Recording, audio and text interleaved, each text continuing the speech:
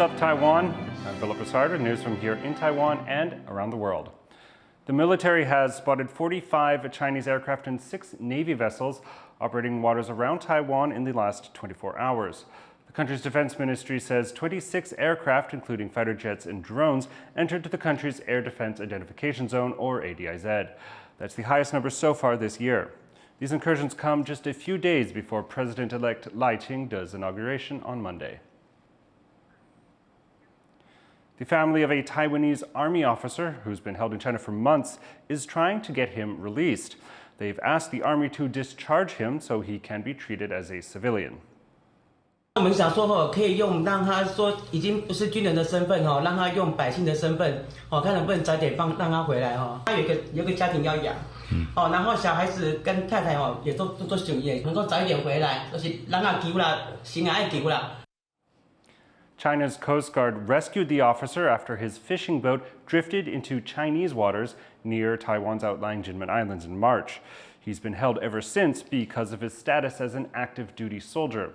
Taiwan's military has granted his family's request for early discharge and is working with the government to secure his release. YouTube has agreed to remove access to 32 videos featuring the protest song Glory to Hong Kong for users in the city.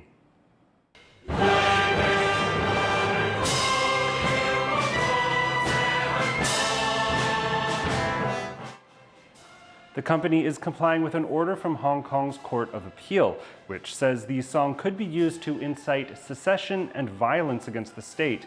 The song dates from 2019, when widespread pro-democracy protests broke out in the city. YouTube expressed its disappointment with the court's decision, saying that it could harm freedom of expression online. It says it will consider an appeal. Outgoing President Tsai and her successor Taichung both gave pre-recorded remarks for this year's Copenhagen Democracy Summit. Tsai thanked the countries that have supported Taiwan despite the cost of doing so. I understand that engaging Taiwan is not without pressure. Some of our friends have been coerced economically and politically. Even with that, they are undeterred.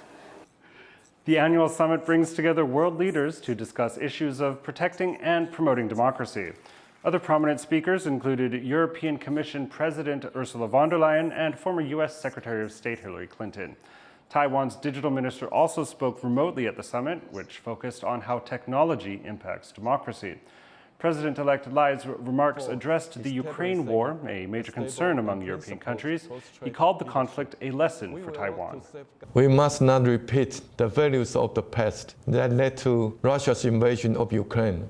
We cannot take lightly the threats of the authoritarian states, nor can we bow down to their expansion. This week on TaiwanPlus, we've been looking back at Tsai Ing-wen's presidency. After serving her maximum 2 terms, Tsai will be handing over Taiwan's top office to her vice president, Taichung, who was elected in January. Today, we look at how Taiwan's economy has changed under Tsai, which she oversaw breakthroughs with international trade partners. Tsai reports.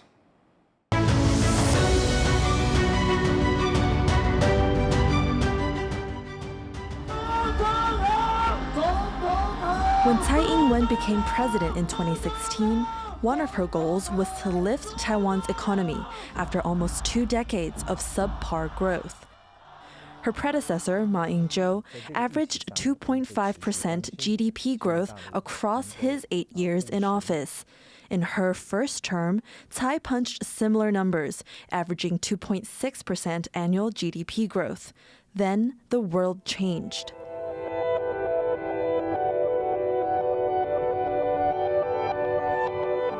The COVID-19 pandemic pummeled the global economy. But as countries around the world suffered amid lockdowns, Taiwan posted an annual GDP growth rate of 6.5% in 2021, the highest in over a decade. We have witnessed events that have shaken up the global political order and sparked widespread inflation. Nevertheless, Taiwan has emerged from these challenges stronger. A spike in global demand for electronics as more people worked from home lifted Taiwan's GDP, exports, and the domestic approval ratings of Tsai's economic policies to a 58% peak. Some credits can go to the Tsai administration, but just part of it. And much of this is due to international, the changes in the international environment. Let's supply. In the past 4 years, the world's not only lived through that pandemic, but has also seen ongoing wars in Ukraine and Gaza. For Taiwan, economists say it's the intensifying competition between the US and China that's had a major impact.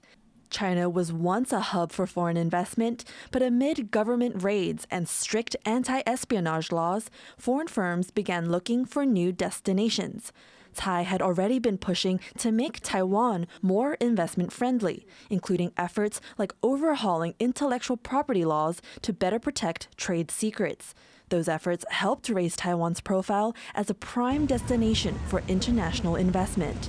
The investment, after 2018, grew by a lot. Part of those are Taiwanese firms coming back, and part of those are just new firms just invest in Taiwan. And if new firms want to invest in China, they might think, okay, maybe I don't want to go there, so maybe I can go to Southeast Asia, or maybe I can consider Taiwan. On top of attracting businesses to Taiwan, President Tsai strove to diversify the country's trading partners. She's reduced economic dependence on Taiwan's top trading partner, China, given Beijing's ongoing threat to invade. Instead, Tsai built up business relations with other countries like the U.S. and nations in Southeast Asia. From many different groups. Taiwan's top trade negotiator and former economy minister John Deng said these efforts have led to breakthrough deals.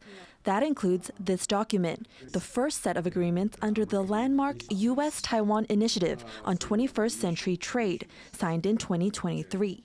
Talks are still going for more agreements, including with the UK, Canada, and others. It's a sign, Deng says, that Taiwan has an increasingly positive image among its trading partners. Those new agreements will be able to attract more foreign investors coming into Taiwan. And that certainly will add more trust, earn trust from our trading partners. That growing international trust is reflected in the numbers. This March, the U.S. overtook China as the largest destination for Taiwan's exports, buying $9.1 billion in goods versus China's $7.9 billion. Deng says Taiwan will need to keep working with like-minded countries and support free, fair competition to make its economy more competitive. As for Tsai's legacy, she's leaving office with a more multifaceted Taiwanese economy, with more trade ties and global recognition for Taiwan as a reliable partner. Devin Tsai and Joyce Tsen for TaiwanPlus. Be sure to tune in tomorrow for more on Tsai's legacy here on TaiwanPlus. A world-famous drag queen has put on a unique performance at Taiwan's presidential office. Harrell Hughes reports. A not-so-typical morning at Taiwan's presidential office. Lip-syncing to a Lady Gaga song and wearing an indigenous flower costume, world-famous drag queen and winner of RuPaul's Drag Race, Nymphia Wind, performed for President Tsai Ing-wen. 我想这应该成为全世界第一个总统府有皇后表演的地方吧。谢谢你为这个国家的贡献，让我可以成长到今天这个样子。有你的榜样，可以展现出我们的美貌，然后成长成美丽的样子。所以谢谢你这8年来的贡献，成为我们台湾的妈妈。Nymphia shot to worldwide fame when she appeared on the latest season of the mega-popular competition show, becoming the first person from Taiwan to win the crown. She dedicated her win to Taiwan. I won it for my country! Taiwan, let's go! Yeah.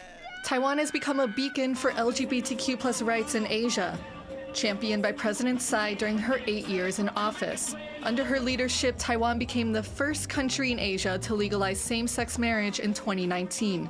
And Taipei hosts the largest annual Pride Parade in East Asia. Tsai invited Nymphia to the presidential office to congratulate her for her victory. quoting RuPaul's iconic lines from the show. Shantae, you say, if you can't love yourself, how you gonna love somebody else? 我相信尼菲亚的成长历程也会带给许多台湾的年轻人勇气，能够无所畏惧，保留真心，做自己。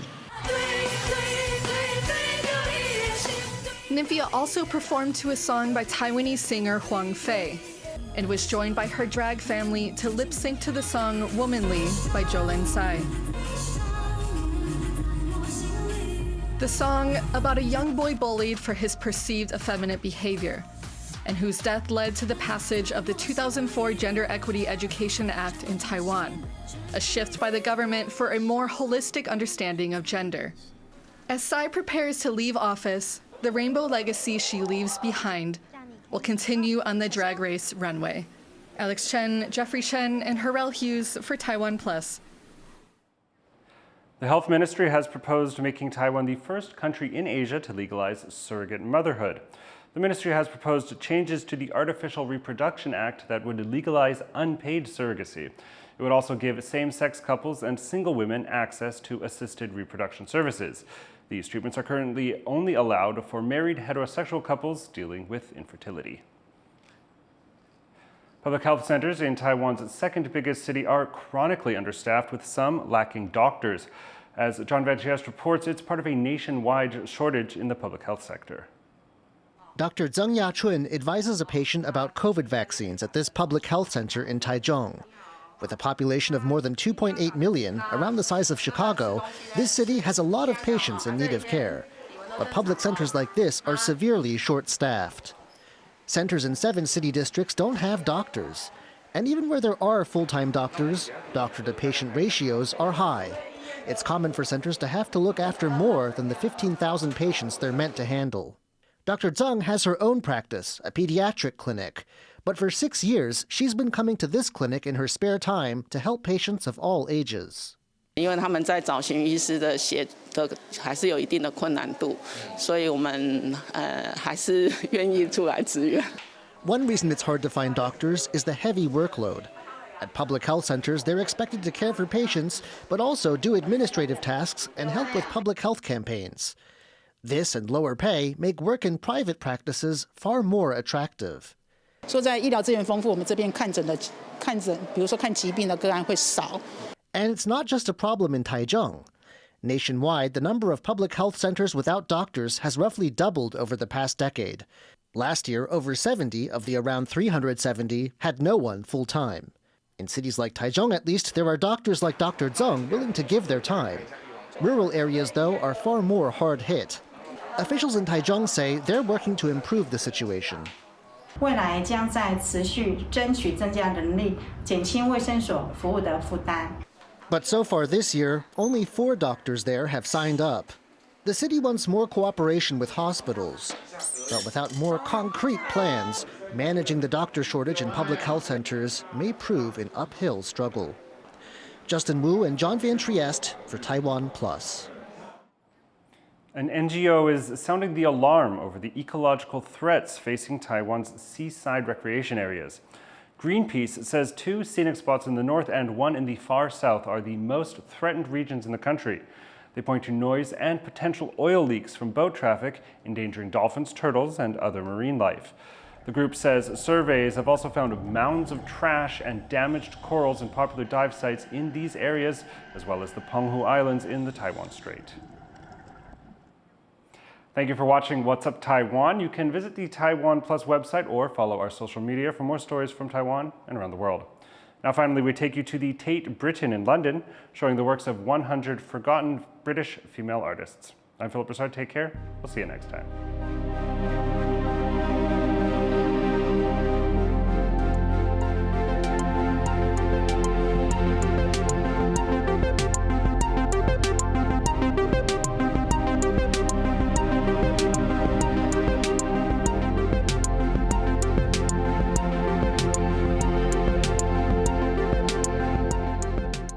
For more news from Taiwan and around the world, go to TaiwanPlus.com and download the TaiwanPlus app.